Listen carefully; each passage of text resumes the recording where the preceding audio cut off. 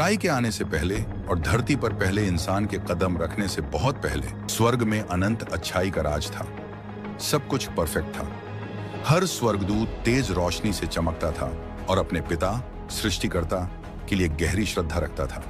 लेकिन उन सभी स्वर्गदूतों में से एक स्वर्गदूत सबसे अलग और खास था, लूसीफर। तुम परिपूर्णता की मिसाल थे, बुद्धि में सबसे आगे और सुंदरता में परिपूर्ण। लूसीफर सबसे बुद्धिमान, सबसे ताकतवर और स्वर्ग में सबसे सम्मानित स्वर्गदूत था। हर कोई उसकी प्रशंसा करता था। लूसीफर परमेश्वर की सबसे खूबसूरत रचना थी, उनकी सबसे खास कृति। वह पहला जीव था जिसे परमेश्वर ने अपने हाथों से बनाया था, सबसे पहली रचना। और परमेश्वर ने उसे अपना सबसे बेहतरीन स्वर्गदूत बनाकर खुशी महसूस की। परमेश्वर ने लूसीफर को ऐसी शक्ति दी जो किसी और स्वर्गदूत के पास नहीं थी। लूसीफर के पास सबसे बड़ी बुद्धि थी जो केवल परमेश्वर से कम थी, लेकिन लूसीफर पूरी तरह परफेक्ट नहीं था। तुम अपने कामों में निर्दोष थे जब तक कि तुम्हारे अंदर बुराई नहीं आ गई। इस तरह लूसीफर दुनिया में सारी बुराई और दुखों का कारण बन गया। वह अंधकार का राजकुमार, आत्माओं को भटकाने वाला और विनाश का स्वामी बन गया। वह शैतान बन गया। लूसीफर के पतन ने स्वर्ग पर एक गहरा घाव छोड़ दिया। रोशनी तो वापस आ गई, लेकिन स्वर्ग पहले जैसा नहीं रहा। जैसे एक टूटा हुआ शीशा हमेशा टूटेपन की याद दिलाता है, वैसे ही स्वर्ग में उस विश्वासघात की याद हमेशा बनी रही। लूसीफर की कहानी हमें एक चेतावनी देती है कि सबसे चमकता हुआ सितारा भी अंधकार में गिर सकता है। लेकिन यह सब कैसे हुआ? क्या हुआ? क्यों हुआ? जो कभी शांति का सागर था, वह बुराई का बीज कैसे बन गया, जिसे पूर्णता के मापदंड पर बनाया गया था? तुम अभिषेक किए गए रक्षक स्वर्गदूत थे। तुम परमेश्वर के पवित्र पर्वत पर थे। तुम जलते हुए पत्थरों के बीच चलते थे। स्वर्ग एक ऐसा स्थान है जहां सब कुछ पूर्ण व्यवस्था में है। वहां हर स्वर्गदूत का एक काम और उद्देश्य होता है। सबसे ऊंचे स्तर पर सेराफिम होते हैं। ये स्वर्गदूत जलती हुई आग की तरह होते हैं, जो प्रेम और पवित्रता से भरे होते हैं। वे बिना रुके गाते हैं, पवित्र पवित्र पवित्र है सर्वशक्तिमान परमेश्वर। इसके बाद चेरुबिम आते हैं। ये दिव्य ज्ञान के रक्षक और ब्रह्मांड के रहस्यों की रक्षा करने वाले होते हैं। ये ऐसी ढाल की तरह होते हैं जो किसी भी अपवित्रता को दूर कर देती है। पृथ्वी के सबसे करीब जो स्वर्गदूत होते हैं वे आर्कएंजल्स और एंजल्स होते हैं। आर्कएंजल्स जैसे माइकल और गैब्रियल खास संदेश लाने वाले होते हैं। ये युद्ध के योद्धा की तरह होते हैं जो अपने तलवार पर परमेश्वर का संदेश लेकर आते हैं। और अंत में एंजल्स होते हैं जो इंसानों के सबसे करीब रहते हैं। ये हमारी आत्माओं के रक्षक होते हैं, हमारी यात्रा में साथ देते हैं और सुनिश्चित करते हैं कि बुराई हमारे पास ना आए। इस परिपूर्ण व्यवस्था में परमेश्वर ने कुछ खास बनाने का सोचा। अपनी असीम बुद्धि और प्रेम से उन्होंने लूसीफर को बनाया, जिसे सुबह का तारा कहा गया।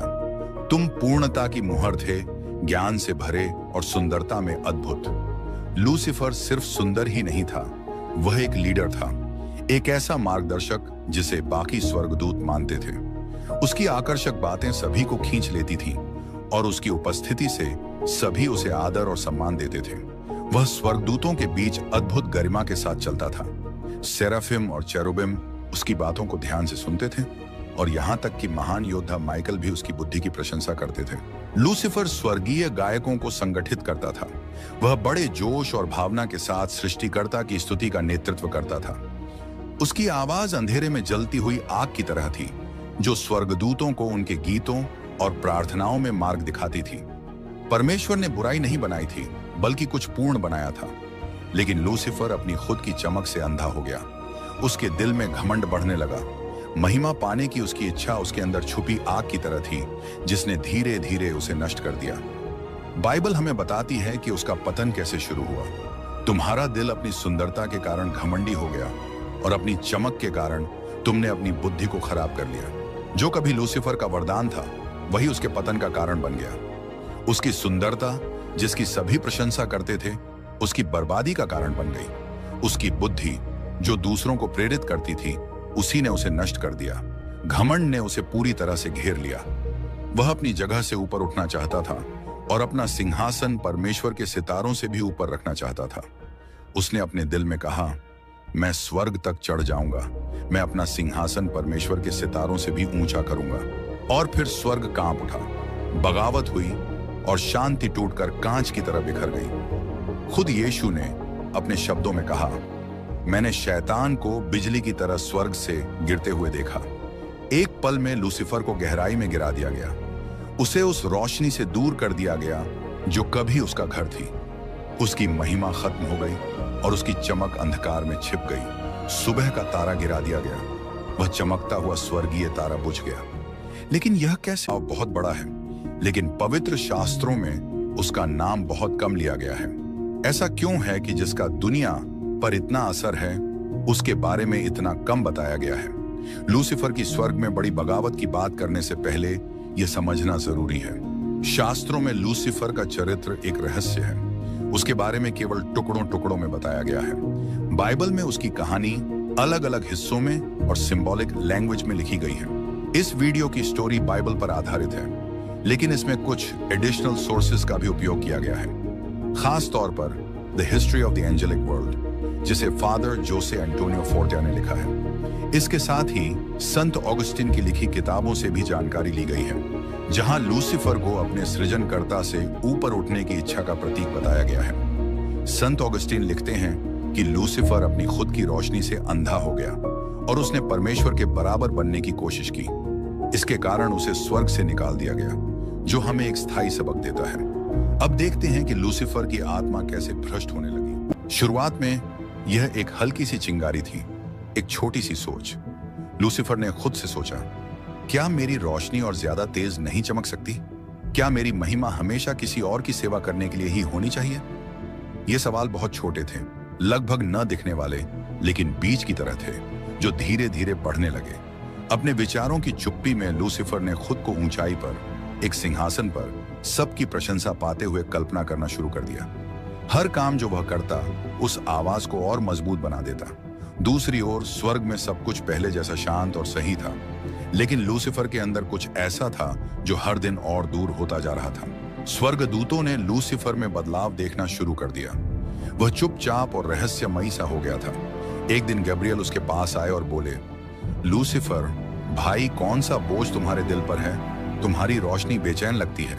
लूसीफर ने उनकी ओर देखा और जवाब दिया, कुछ चीजें ऐसी हैं जिन्हें हम भी नहीं समझ सकते, प्रिय गैब्रियल। गैब्रियल ने यह सुनकर एक अजीब सा सन्नाटा महसूस किया, जैसे कुछ गलत होने वाला हो।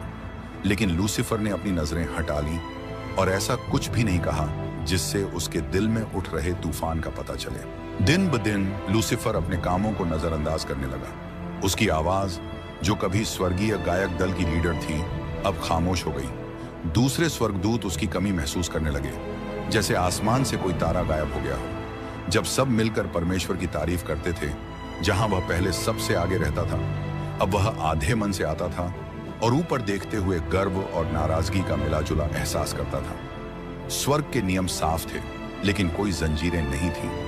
परमेश्वर ने हर स्वर्गदूत को आजादी दी थी कि वे अपनी मर्जी से प्यार और सेवा करें। उनकी परिपूर्णता में उन्हें अपनी मर्जी चुनने का तोहफा भी मिला था। इसीलिए जब लूसीफर अपने अच्छे और बुरे विचारों के बीच लड़ रहा था, बाकी स्वर्गदूत भी कुछ अजीब महसूस करने लगे। उसके चुनाव की बेचैनी। कुछ स्वर्गदूत जो लूसीफर की महानता से प्रभावित थे, उसकी बातों को नए तरीके से सुनने लगे।